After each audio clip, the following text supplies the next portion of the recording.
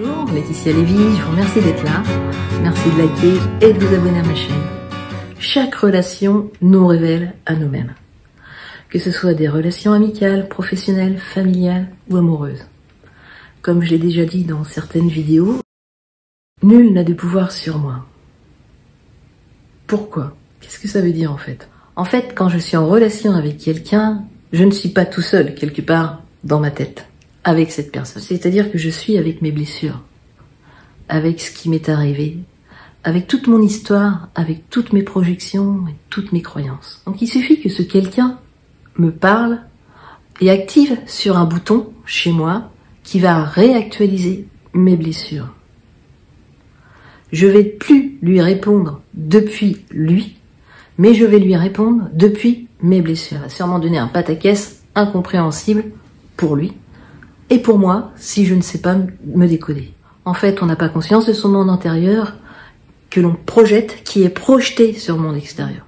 Avoir conscience de son monde intérieur permet de rester dans ses propres affaires, comme dit Byron Katie, et ou également de, quoi qu'il arrive, ne pas en faire une affaire personnelle, comme disent les accords Toltec. Par exemple, ça fait 4-5 fois que j'appelle mon frère et il ne répond pas.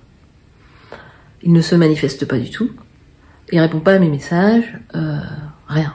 Et là, je me dis que. J'ai envie de vous dire, à chaque fois qu'une pensée commence par « je me dis que » ou par « je pense que », vigilance extrême. On va être dans de la projection, ça c'est clair et net. Donc mon frère ne répond pas et je me dis que, il se fout de ma gueule, il pourrait faire un effort, il manque de respect, c'est dingue. Il est vraiment... Donc là je suis chacal envers lui, et puis ensuite je vais être chacal envers moi, forcément. Comme j'ai dit dans une vidéo, je vous mets le lien, eh bien c'est soit moi, soit lui. Alors je vais me dire, bah oui, qu'il me supporte plus, que je dois être insupportable, qu'il en a marre de moi. Donc voilà, là je suis pas trop effondrée, mais le fait que mon frère ne réponde pas me révèle mon monde intérieur, qui finit par aboutir, je suis pas une bonne personne. Donc parfois on réagit de manière extrême, et à d'autres moments non, comme dans cet exemple, parce que les blessures ont été apaisées, elles ont été vues depuis un certain nombre de temps. Ça peut aussi, bien sûr ça peut, et c'est comme ça qu'on s'aperçoit qu'on a avancé aussi. C'est quand on appuie sur un bouton qui avant nous a hurlé, qui nous fait plus hurler. Ça c'est extraordinaire, c'est la libération. Un autre exemple, j'étais très occupée, j'avais un examen à préparer, j'étais absolument pas disponible. Je l'ai dit gentiment à une amie pour l'avertir, et elle m'a répondu « Ok, donc c'est comme ça que tu prends soin de la relation ». Et là, j'ai été effondrée pendant 3 jours. Qu'est-ce qui s'est passé? J'ai trouvé ça super injuste, j'étais un peu en colère contre elle, mais j'étais plus effondrée qu'autre chose. Qu'est-ce qu'elle a réactualisé chez moi? Elle a appuyé sur quel bouton? Qui a été si insupportable chez moi, qui a fait que j'ai été effondrée pendant 3 jours.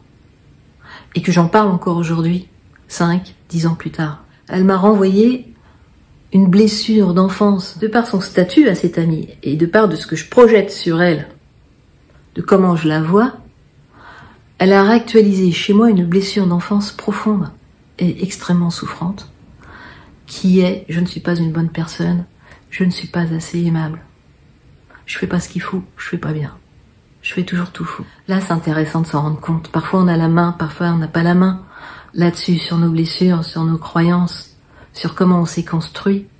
Mais déjà, dans un premier temps, c'est formidable de s'en rendre compte. Parce que c'est la base pour pouvoir se rejoindre à cet endroit-là, pour pouvoir apaiser nos blessures, notre enfant intérieur à cet endroit-là. Ou tout simplement pour faire preuve de discernement et de voir, ok, elle m'a dit quelque chose, je l'ai pris pour moi. D'accord, ça n'a rien à voir avec moi.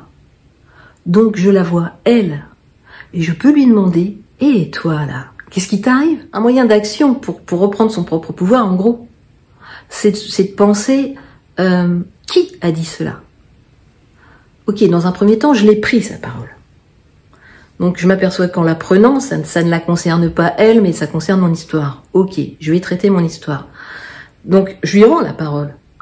Ok, donc qui a dit ça? C'est toi qui as dit ça. Donc qu'est-ce qui se passe pour toi? Qu'est-ce qui se passe? Dis-moi. T'as peur que je prenne pas soin de la relation? Qu'est-ce qui t'arrive? T'as peur que je t'abandonne? Vous voyez en quoi c'est extrêmement important que de réaliser que les autres ne sont que le reflet de notre monde intérieur, que les autres nous révèlent à nous-mêmes. Un autre exemple, vous êtes fatigué, vous êtes effondré sur le canapé, il vous arrive ce qui vous arrive, Et la personne en face de vous vient vous titiller, vous houspiller, pour finir par se mettre en colère après vous. Là, c'est un exemple inversé. Qu'est-ce qui se passe? Est-ce que vous pouvez voir que ce qui se passe pour la personne qui est en face de vous n'a rien à voir avec vous? Mais elle est dans son film, elle est dans sa projection. Qu'est-ce qui se passe? On ne sait pas si on lui demande pas. Et regardez ce que ça peut apporter, ce discernement, parce que du coup, on voit la réalité, quoi. C'est parce que je suis allongé que je te rejette, par exemple. Vous voyez?